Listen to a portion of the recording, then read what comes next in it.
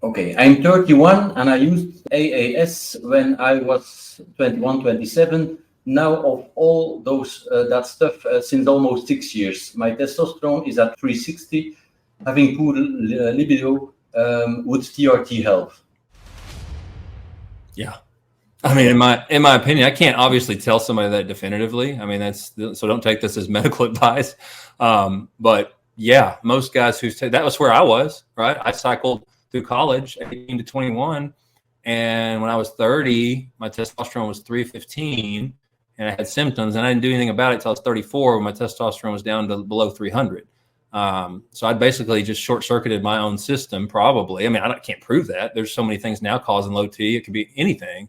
But absolutely, if you're symptomatic, you've got the number two there, but that doesn't matter as much. But I think if I saw you in clinic, I'd say, yeah, testosterone will likely tick a lot of the boxes that you need to be ticked. Thanks for watching. Check out my new ebook Acne on TRT, linked in the description of this video.